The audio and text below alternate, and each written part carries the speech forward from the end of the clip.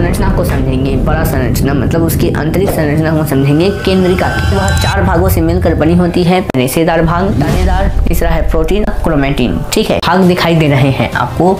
तो यह भाग जो होती है वह 150 से 200 एंगस्ट्रॉम के व्यास तक होती है, बड़ी है। ठीक है, जो रेशेदार भाग है ना उससे बहुत बड़ी है ये। ठीक है ना, डीएनए पाए जाती हैं। ठीक है, यह क्या करते हैं, मुझे पता चला कि ये ट्रैबेकुली एक इंट्रान्यूक्लियोलर क्रोमेटिन कहते हैं। ठीक है दोस्तों, आज के इस वीडियो में हम जो पिछले वीडियो का जो कुछ बच गया था तो उसको आज के इस वीडियो में हम कंप्लीट करने वाले हैं। तो इसमें हम केंद्रिका जानेंगे कि केंद्रिका क्या होती है। तो केंद्रिका क्या होती है उसको तो मैंने अपने वीडियो में बता दिया है, लेकिन इस वीडियो में हम इसके संरचना को समझेंगे। परा संरचना मतलब उसकी आंतरिक संरचना को समझेंगे केंद्रिका की। अब देखिए, इसमें केंद्रिका जो होती है वह 4 भागों से मिलकर बनी होती है। पहला भाग है रेशेदार भाग, दूसरा है दानेदार, तीसरा है प्रोटीन और चौथा है अपना क्रोमेटिन। ठीक है, अब देखिए इसमें क्या है कि रेशेदार भाग जो होता है ना वह राइबोन्यूक्लियोप्रोटीन का बना होता है। राइबोन्यूक्लियोप्रोटीन का, ठीक है, राइबोन्यूक्लियोप्रोटीन कहें या न्यूक्लियोलेमा कहें, दोनों एक ही बात है। प्रत्येक तंतुओं की लंबाई 50 से 80 एंगस्ट्रॉम तक होती है। मतलब 50-80 एंगस्ट्रॉम तक होती है प्रत्येक तंतुओं की लंबाई। आपको इस स्क्रीन में जो तंतु दिखाई दे रहे हैं ना छोटे छोटे, यही रेशेदार भाग है।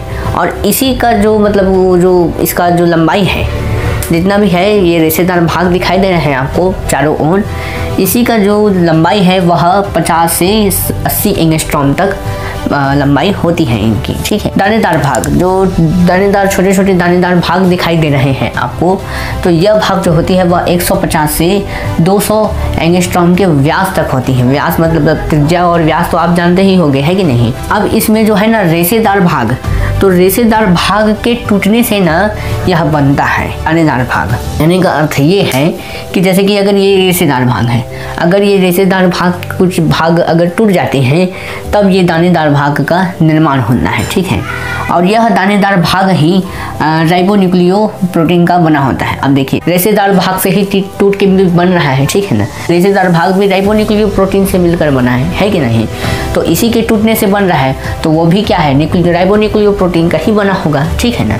अब देखिए प्रोटीन भाग, तो ये प्रोटीन भाग क्या है, तो देखिए यह भाग प्रोटीन का बना होता है, इसलिए इसको प्रोटीन भाग कहते हैं। ठीक है, अब तरल भाग को सूचित करता है। देखिए तरल भाग को सूचित करता है मतलब केंद्रिका के अन्य भाग इसमें उपस्थित होते हैं।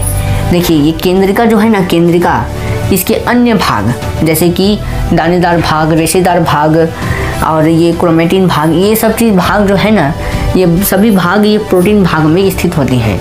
जैसे कि कोशिका द्रव्य है, कोशिका द्रव्य में सभी कोशिका अंग उपस्थित होते हैं ना, उसी प्रकार इसमें केंद्रिका के सभी अंग उपस्थित होते हैं। ठीक, अब देखिए यहाँ पर देखिए क्रोमेटिन भाग, तो यहाँ पर कंफ्यूज मत होइएगा कि तो क्रोमेटिन भाग से निर्मित होता है, तो ये तो खुद ही क्रोमेटिन भाग बोल रहा है, तो ये तो गड़बड़ा जाएगा, है कि नहीं। ऐसा गड़बड़ नहीं होगा। इसमें क्या है, क्रोमेटिन भाग क्यों बोल रहे हैं उसको भी तो समझो भैया। ठीक है, जैसे कि इसमें है प्रोटीन का बना होता है इसलिए इसको प्रोटीन भाग कहते हैं। ये क्रोमेटिन भागों से निर्मित होता है इसलिए इसे क्रोमेटिन कहते हैं। ठीक है ना, क्रोमेटिन भाग। अब ये क्रोमेटिन भाग क्या है, तो इसमें आपको 3-3 के जोड़े में थोड़ा दिख रहा होगा संरचना। तो इसमें जो रेशेदार मतलब बालों जैसी संरचना दिख रही है ना, बड़ी बड़ी थोड़ा बड़ी है। ठीक है, जो रेशेदार भाग है ना उससे बहुत बड़ी है ये। ठीक है ना, तो यही भाग जो है ना इसको क्रोमेटिन भाग कहते हैं। अब इस क्रोमेटिन भाग में क्या होता है, तो इसमें डीएनए पाए जाते हैं। ठीक है, यह क्या करते हैं कि डीएनए और आरएनए के निर्माण के लिए ना टेम्पलेट के भांति कार्य करते हैं। ठीक है, अब ये आपको समझ में आ गया। अब इसी क्रोमेटिन भाग में कुछ और कुछ और चीज़ें हैं, उसको थोड़ा समझते हैं, फिर इसके कार्य समझेंगे केंद्रिका की। क्रोमेटिन भाग का कुछ पॉइंट बच गया था, उसको देखते हैं। देखिए इसमें क्या है कि केंद्रिका के चारों ओर की परत या आवरण को पेरिन्यूक्लियोलर कहते हैं, मतलब पेरिन्यूक्लियोलर क्रोमेटिन कहते हैं। और तथा क्रोमेटिन के पट्ट के समान ट्रैबेकुली को हम इंट्रान्यूक्लियोलर क्रोमेटिन कहते हैं। ठीक है, तो यहाँ पास मैं थोड़ा सा रिसर्च किया, तो यहाँ पास सबसे मेन मुद्दा जो है वो है ट्रैबेकुली। ये तो ठीक है, लेकिन यहाँ पास ये पेरिन्यूक्लियोलर और इंट्रान्यूक्लियोलर आपको समझ में नहीं आ रहा होगा। तो मैं बता दूँ कि केंद्रक के अंदर केंद्रिका होती है, उस केंद्रिका के चारों ओर की परत, जैसे कि अगर ये केंद्रक है, इस केंद्रिका में केंद्रक है, इस केंद्रक के अंतर्गत क्या होती है, केंद्रिका होती है।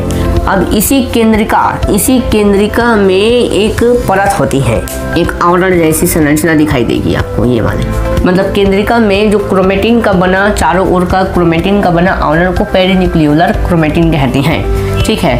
और क्रोमेटिन के जो पट्ट दिखाई देते हैं, मतलब इसमें कुछ बीम दिखाई दे रहे हैं, मतलब देते हैं। बीम मतलब क्या होता है, देखिए जब मैं ट्रेबेकुली को रिसर्च किया तो मुझे पता चला कि ये ट्रेबेकुली एक बीम के समान, एक रॉड के समान संरचना होती है, और यही संरचना जो होती है वो उसको इंट्रान्यूक्लियोलर क्रोमेटिन कहते हैं, ठीक है। केंद्रिका के कार्य देख लेते हैं, ठीक है। तो केंद्रिका जो होती है वह आरएनए का संग्रहण करती है और राइबोसोम का निर्माण करती है। यह समसूत्री विभाजन में सबसे महत्वपूर्ण भूमिका निभाती है, समसूत्री विभाजन में, ठीक है। और एक पीढ़ी से दूसरी पीढ़ी में आनुवांशिक सूचना को भेजने का कार्य करती है। कौन करती है, केंद्रिका करती है, ठीक है। तो ये आपको समझ में आ गया। आशा करता हूँ दोस्तों यह वीडियो आपको बहुत ही ज़्यादा पसंद आया होगा। तो इस वीडियो को लाइक कीजिए, सब्सक्राइब कीजिए और शेयर कीजिए अपने भाई बंधुओं के साथ। मिलते हैं नेक्स्ट वीडियो में, तब तक के लिए जय श्री राम, जय जय श्री राम।